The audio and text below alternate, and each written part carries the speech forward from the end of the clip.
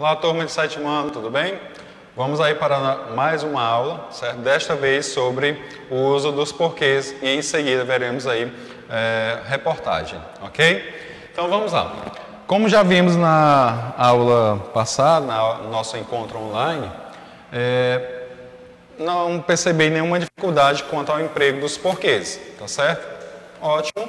Vamos aqui só ressaltar algumas questões sobre esses termos.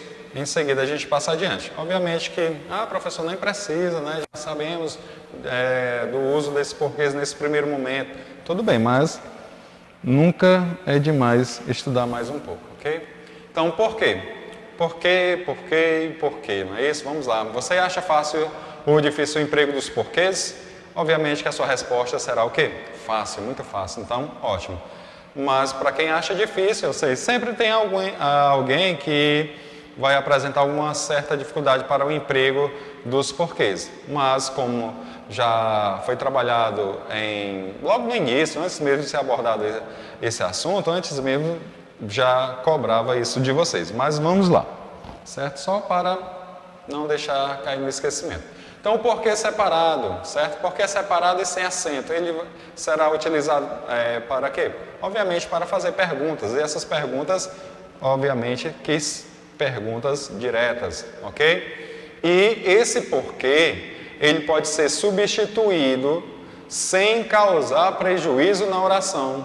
Por qual? Ele pode ser, aliás, por qual razão, certo? Esse porquê, ele poderá ser substituído por qual razão? Ele pode ser substituído também por qual motivo ou pelo qual. E também pode ser substituído por pela qual, certo? Então, quando vocês se depararem com com uma dessas expressões, então saiba que ele pode ser substituído por porquê e vice-versa, ok? Então, vamos ao próximo. Temos aí o porquê junto e sem acento. Esse porquê junto, obviamente que ele é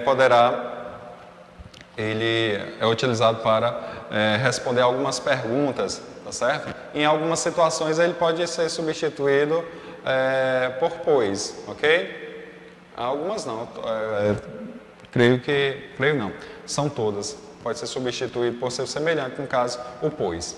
Agora vamos ao porquê com acento e separado. Esse porquê, ele é muito utilizado no final de oração, no final de frase, certo? Onde você lança um argumento e ao final desse argumento quer que alguma dúvida sobre o argumento inicial seja esclarecido.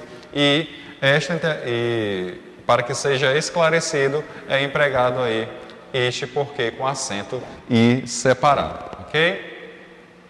Vamos aí o porquê junto e com acento. Como eu falei para vocês, esse porquê junto com acento, ele estará acompanhado sempre de quê? Se ele tem um valor de substantivo, e quem pode transformar uma palavra em substantivo, obviamente que um artigo. E esse artigo será quem? Artigo O ou A. Mas, para o nosso porquê aqui, o que valerá é apenas o artigo O. Tudo bem? Então, ele terá acento sim, desde que ele seja empregado como substantivo. E, como todo substantivo, deverá ser acompanhado por seu determinante. Quem é seu determinante? O artigo O. Vamos adiante. Reportagem. Gente, muito cuidado para não confundir reportagem com notícia, tá certo? A notícia ela é breve, a reportagem ela não será muito breve porque ela vai contar com uma série de dados, ok? Estatísticas, tudo bem? A notícia ela é colocada de maneira breve, ela vai direto ao assunto. A reportagem também. Então, por isso, tome cuidado para não confundir reportagem com notícia. Então, vamos lá. A reportagem é um gênero textual não literário, tá certo? Vimos aí que a crônica, ela oscilava entre o literário e o não literário. No caso da reportagem não tem essa oscilação, ela não é literária, tá certo? ela é considerada um texto jornalístico veiculado pelos meios de comunicação. Quais meios? Olha, a reportagem ela pode estar presente no jornal impresso ou não impresso, em revistas, televisão, internet, rádio, dentre outros meios, tudo bem? Ah, professor, notícia também. Também, mas veremos já já a diferença, tá certo? O repórter é a pessoa que está incumbida de apresentar a reportagem, a qual aborda temas da sociedade em geral. Gente, então, como eu falei agora há pouco, certo? A reportagem ela vai apresentar dados. Então, o repórter ele vai se utilizar de dados.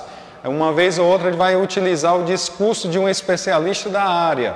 Olha aí a quantidade de elementos que poderá ser colocado aí na reportagem, tá certo? Isso tudo abordando o quê? Temas da sociedade em geral. Agora, a classificação da reportagem. Então, a reportagem é um tipo de texto que tem o intuito de informar, certo? Ao mesmo tempo que ela prevê criar uma opinião nos leitores, ela possui uma função social muito importante como formadora de opinião. Então, quando você está se deparando com uma reportagem e que aquela reportagem ela acaba utilizando de tabelas, estatísticas, depoimento de algum especialista do tema que está sendo abordado, ela automaticamente vai fazendo com que você forme a sua própria opinião. É um dos meios em que você pode ter acesso à informação. A partir daquela informação você pode concordar ou não com o que está acontecendo. Ok? Vamos aí. A reportagem ela pode ser um texto expositivo, informativo, descritivo, narrativo ou opinativo, tá certo? Veremos aí, cuidado para não confundir uma reportagem opinativa, tá certo? Onde lá temos as pessoas envolvidas, no caso o repórter, ele vai dar a sua opinião, não quer dizer que ele está colocando lá um artigo de opinião, nada disso, ok? Então vamos ver aí a reportagem com um texto expositivo. A reportagem pode ser um texto expositivo quando? Aliás, expositivo, informativo, descritivo, narrativo ou opinativo. Nesse caso, ela será expositiva e informativa quando ela expõe um determinado assunto com o intuito principal de informar o leitor. Se aquela reportagem ela tem como objetivo informar o leitor, ou seja, fazer com que ele se atualize sobre determinado tema, então, nesse caso, será uma reportagem expositiva e informativa. Ok? Vamos aí. Ela pode também ser descritiva e narrativa. Por quê? Ela vai descrever as ações, ela inclui, certo? Ela vai apresentar elementos da narrativa. O que seriam esses elementos da narrativa? Foi o que nós vimos há algumas semanas atrás, certo? Por que ela vai apresentar, ela será descritiva e narrativa? Porque ela vai apresentar tempo, espaço e personagens. Tudo bem? Olha aí a diferença bem sutil dentro de um mesmo gênero, tá certo? É bem sutil, mas você, como um aluno estudioso, atencioso, estará muito atento a estas distinções. Tudo bem? Então vamos adiante.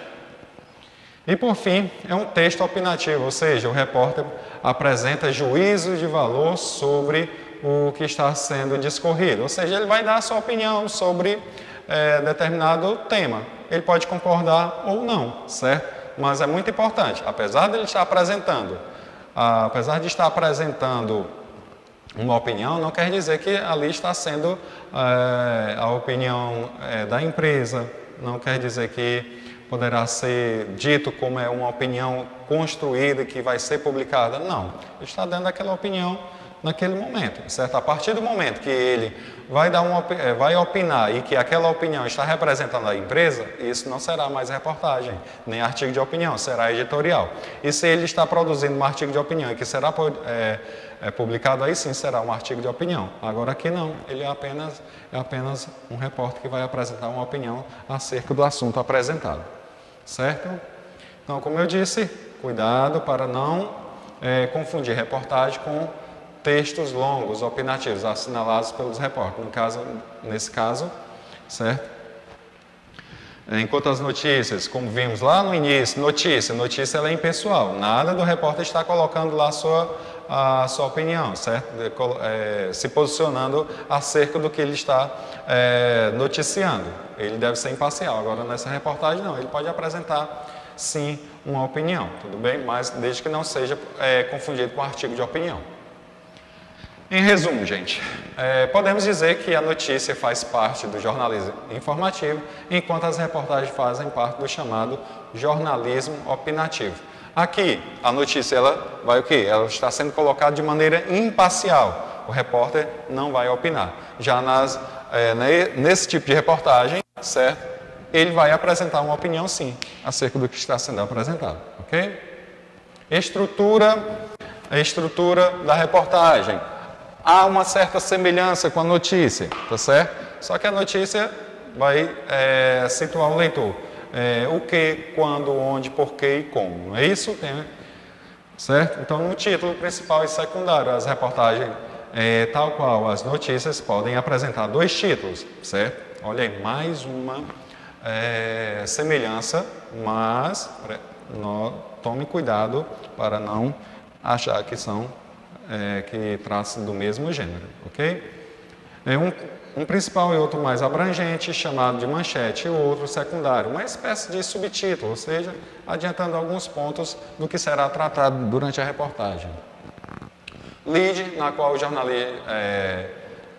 na linguagem jornalística, a lead corresponde aos primeiros parágrafos do texto jornalístico, os quais devem conter as informações mais importantes, certo? A lead pode ser considerada uma espécie de resumo, vai apresentar de maneira bem breve o que será abordado na reportagem, ok?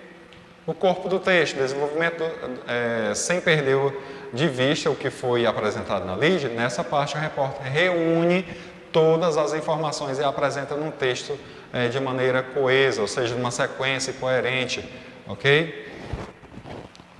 Principais características da reportagem: texto em primeira pessoa e terceira pessoa, presença de títulos, temas sociais, políticos e econômicos.